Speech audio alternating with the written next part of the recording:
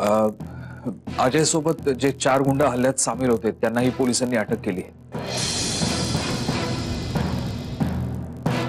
आता त्यांच्या जबानीत कळेल बचावासाठी।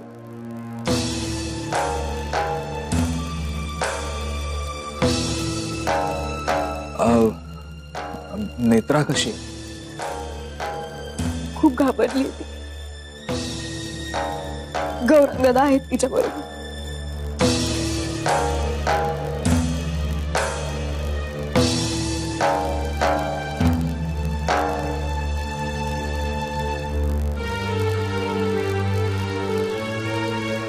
आजी, आता हे मावशीला कसं सांगायचं? मी सांगते शादीला, हातपातूर ही एवढी ओझी उचलली, पण हे ओझ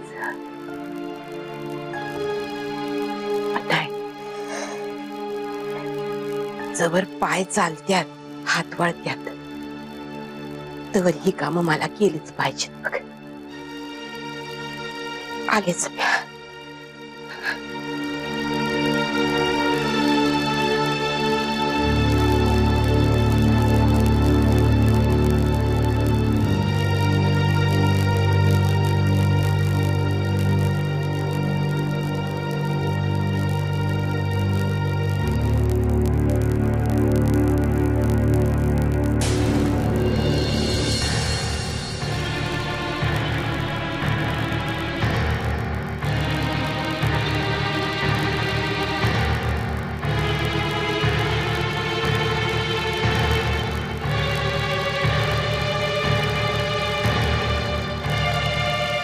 बाबा, काय झालं? तब्येत बरी आहे ना तुमची?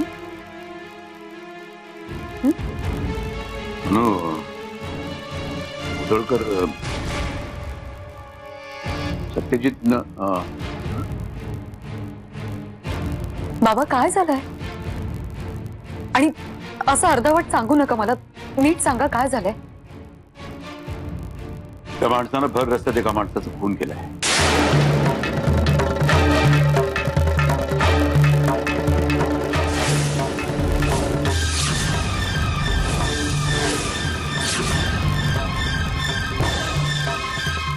काय? हो, जीवानीशी मारले एका, अटक दिली त्याला। कुणाला मारलंय? आणि तुम्हाला कोणी सांगितलं हे सगळं? मला कळलं कुणाला मारलं, कधी मारलं, कसं मारलं, त्यापैकी मला काहीही माहिती नाहीये। मला जेवढं कळलं तेवढं तुला सांगितलं। बाबा, आपण आत्ताच्या आत्ता त्यांना भेटायला गेलं पाहिजे। तुम्ही चला, आपण आत्ता लगेच जाऊया। नाही म्हणून आपण कुठेही जायचं नाहीये। आणि हे खरं आहे की खोटं आहे ते मला नेमकं अजून काहीच कळलेलं नाहीये।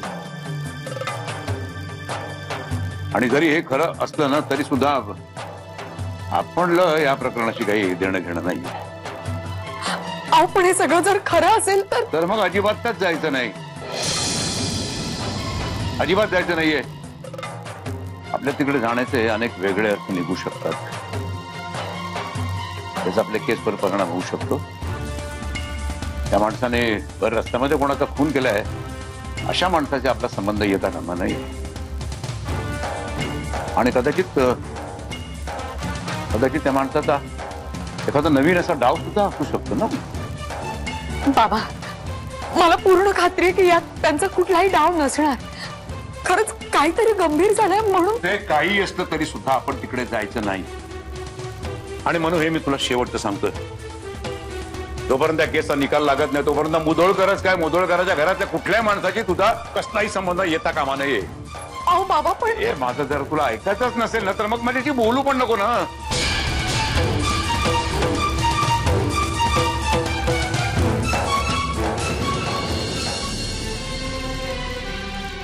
हे चुकलंय, मोठी चूक आहे। देवाच्या वही खात्यात मोठी चूक झाली, काहीतरी गडबड आहे। कारण हे असं घडू नाही शकत, असं घडण्याचं काही कारणच नाहीये ना।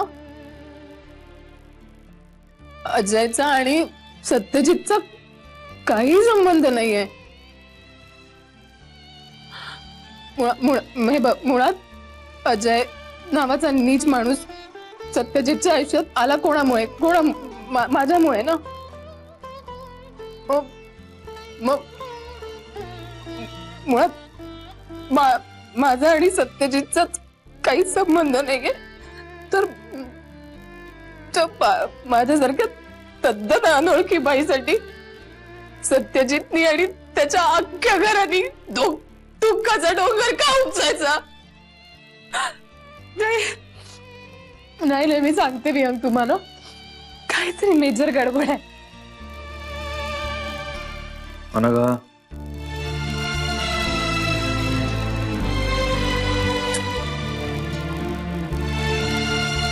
तुला असं का वाटतं की हे सगळं तुझ्यामुळे झालंय? नाही तर काय संबंध आहे? काय संबंध आहे मुंबईत राहणाऱ्या अजय खोपकरचा आणि इथे कोल्हापुरात राहणाऱ्या सत्यजित मुधोळकरचा? काय संबंध आहे? किती महिने झाले असतील मी सत्यजितला भेटून? 7-8 महिने. महिन्याच्या ओळखीवर कुणी आपलं आयुष्य नाही गमावून बसत. आयुष्य नाही पणाला लावत कुणी.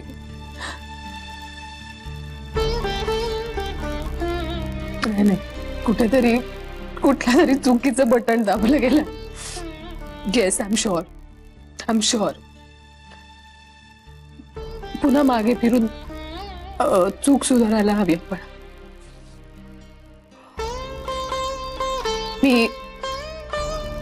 मी सत्यजितला भेटलेच नसते तर. तेवढी एक गोष्ट अजून देवाला जमलेली नाही. काळ पुन्हा मागे नेणं. त्यामुळे असे वेडगळ विचार करणं चुकीचं आहे. आणि मला सांग, 7-8 महिन्यांपूर्वी तू सत्यजितसाठी एक अनोळखी व्यक्ती होतीस.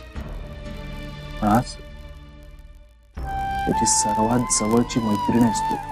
नसते तर काही बिघडलं नसतं त्याच. नसतं बिघडलं,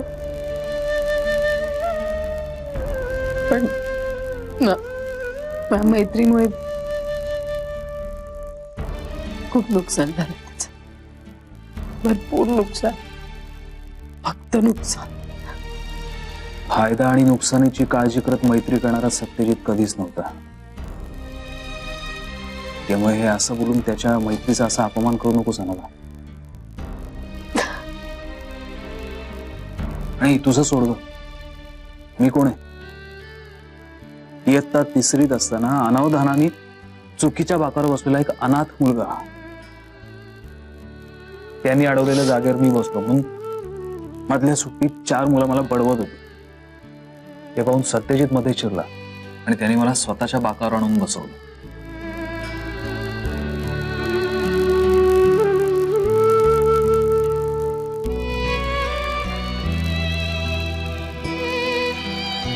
आज एवढी वर्ष झाली मी त्याच बाकावर बसलोय अनघा.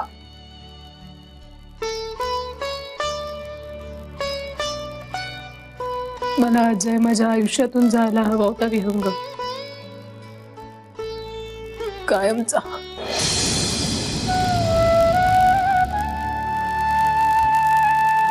पण त्याची किंमत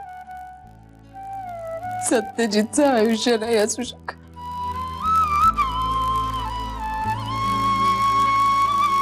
सत्यजित फायटर आहे, तो यातूनही बाहेर येईल. आता भीती फक्त एकाच गोष्टीची आहे, शुभ्राची कस्टडी.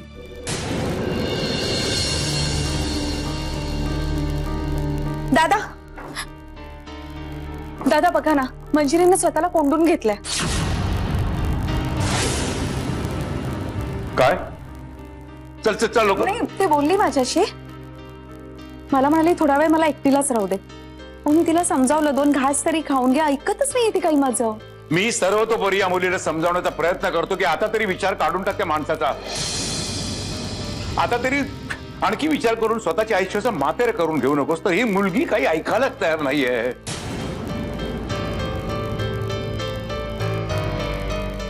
मी काय म्हणते, आपण तिला थोडा वेळ द्यायला हवा ना अजून. आणखी थोडा वेळ म्हणजे किती वेळ द्यायचं का? आता कोर्टाचा निकाल यायची वेळ झालेली आहे आणि तरी सुद्धा ही त्याच्या चुकीपायी स्वतःला त्रास करून घेते ना. दादा, तुम्हाला ठाऊक आहे ना ती किती हळवी येते. अनोळखी माणसाचं दुःख सुद्धा तिला हेलावून टाकतं. इकडे तर सत्यजितराव. तेच तर म्हणतो की मी आता सोड त्याचा विचार. त्याला त्याच्या कर्माची शिक्षा मिळाली, तर तू तुझ्या कर्मामुळे तुझ्या मुलीला शिक्षा नको देऊस बस. नाही नाही, असं नाही होणार, मला खात्री आहे. काहीही झालं तरी ती शुभ्रावर कुठलंही संकट येऊ नाही देणार. दादा, तिला खरं तर तुमच्या आधाराची गरज आहे. ती जरी आई झाली असली तरी तिला तिच्या आईची उणीव भासत असेलच ना. कदाचित आता जास्त भासत असेल. ती आई आणि वडील अशा दोन्ही भूमिका सांभाळते आणि तुम्ही सुद्धा. खरंय, खरं तुझं म्हणणं खरंय. गेले काही दिवस मी सुद्धा माझी मनशांती हरवून बसलोय. काय करू ग, काळीज रडायला लागलं ना की मग शरीर बधीर होऊन जात. ठीक आहे, तू एक काम कर, तू तिचं ताट तयार कर. आणा घे, मी बघतो काय करायचं ते.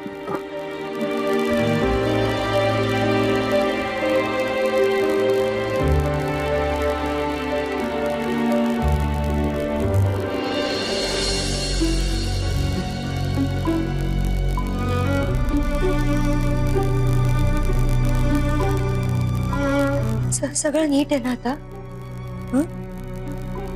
दादा कुठे आहेत?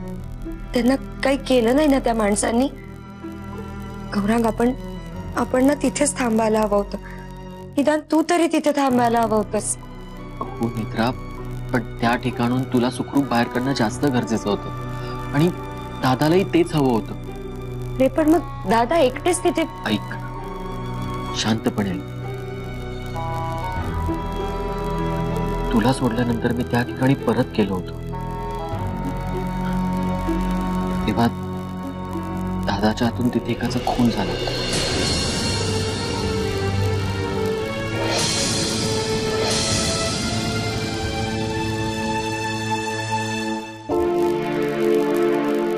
दादा स्वतः पोलीस स्टेशन मध्ये जाऊन सरेंडर झाला.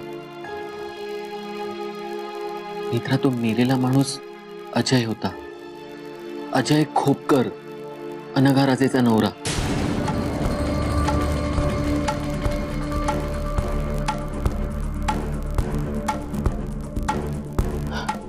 मी जेव्हा घरी परत आलो तेव्हा मला कळलं की तुला स्ट्रेसमुळे घेरी आली. आत्याने आणि मंजुषाने कसं बसं तुला रूम पर्यंत आणून झोपवलं. आणि दादांचं काय? माहित नाही. I'm lost.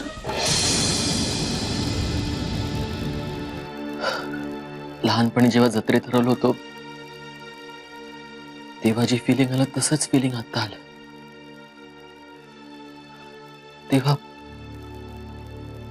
तेव्हा दादाच आला होता मला शोधत तंबूपाशी.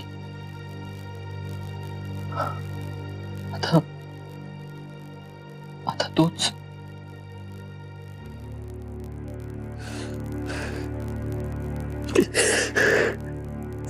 मित्रा,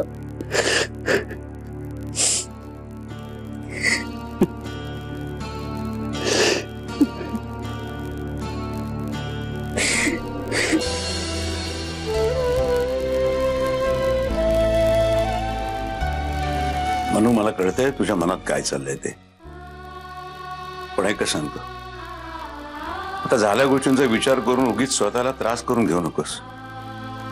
बस झालं तेवढं झालं ना. आता त्या माणसासाठी स्वतःचा जीव नको जाळूस.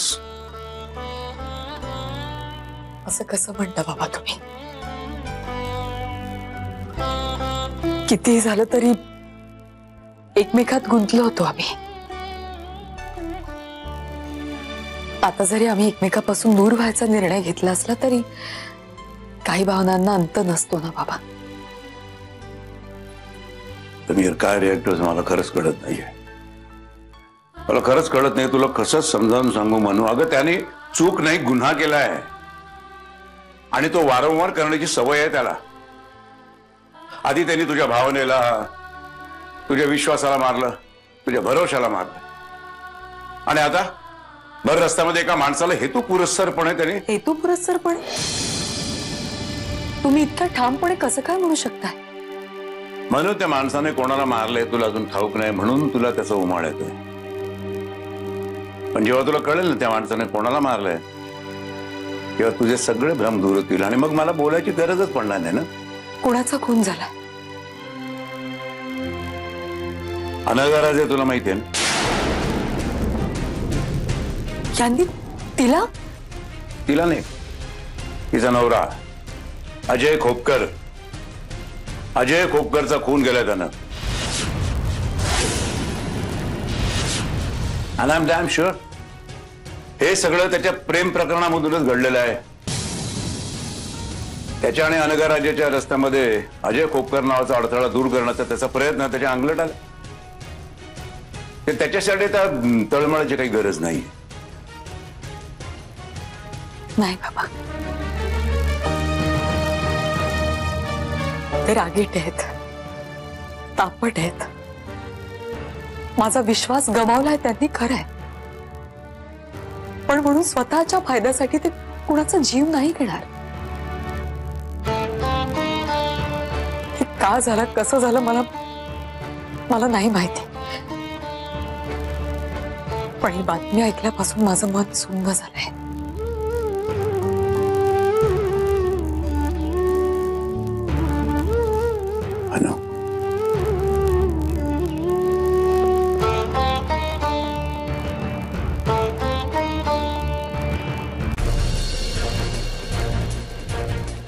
बाबा, अरे जयंतराव तुम्ही आलात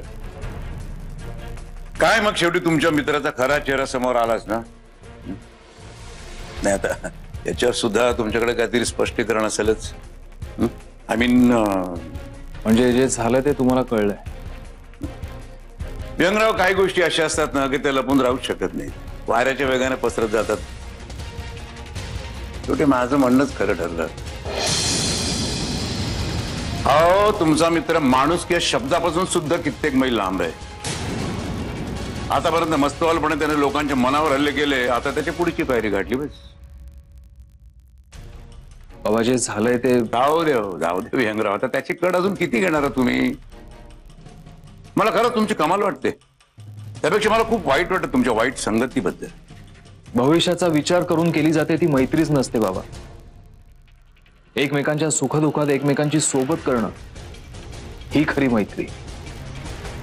आणि अशा मैत्रीचा पाया भक्कम असतो. असं आपण तुमच्या त्या जगापलीकडच्या मैत्रीबद्दल आणि त्या माणसाबद्दल न बोललेलंच बरं ना.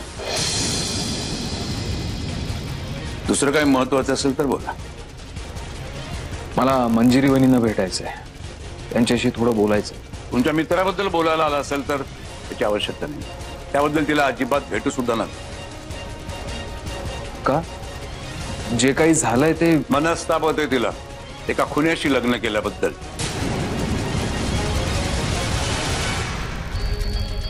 बाबा, तो केवळ अपघात आहे आणि त्यामुळे सत्यजितला गुन्हेगार ठरवणं साफ चुकीचं आहे. तो माणूसच चुकीचा आहे. तो अपघात नाही, फक्त घातच घडवत असतो. त्या माणसाची सावली सुद्धा माझ्या मुलीवर पडून असं आतापर्यंत मला वाटत होतं, पण आता त्याच्या नावाचा उच्चार सुद्धा तिच्या समोर होणे असं वाटतंय. नाही बाबा, पण मला असं वाटतंय की जे काही झालंय ते कळण्याचा वहिनीला पूर्ण हक्क आहे. नाही, मला त्याची गरज वाटत नाही. तिला जे कळायचं होतं ते कळलंय. तुम्हाला काय तिच्या जखमेवरती मीठ सोडायचंय? मला तसं म्हणायचं नव्हतं बाबा. नाही, तुम्ही काहीच म्हणू नका. माझी अशी धारणा होती व्यंगराव की काही गोष्टी तुम्हाला फार लवकर समजतात. त्या माणसाचा विषय सुद्धा नको असं काही क्षणापूर्वी मी तुम्हाला बोललो होतो तेव्हा. मी शुभ्राला भेटू शकतो?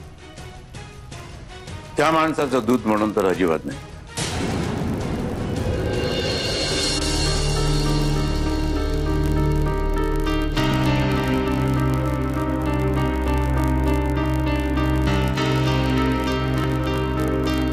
मी ऍडव्होकेट करमरकरांशी बोलली. ते तुमच्या बेलसाठी अप्लाय करणार आहेत. पण ऑनेस्टली बेल मिळणं कठीण आहे. हे जे काही झालं त्यामुळे आपल्या केसचं तर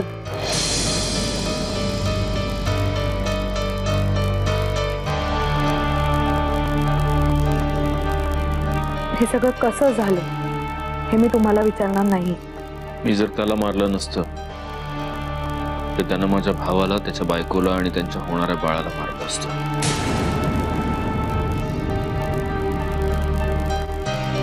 मला माहिती तुम्ही खूप कष्ट घेऊन माझी केस लढली, पण आता माझ्यामुळे you couldn't help it. But this is not fair. तुमच्यासाठी, तुमच्या मुलीसाठी you both deserve each other.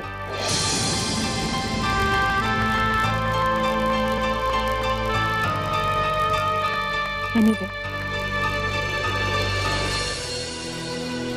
तुम्हाला कधीही जी काही मदत लागेल, जी काही,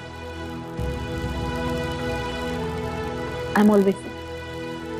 थँक्स.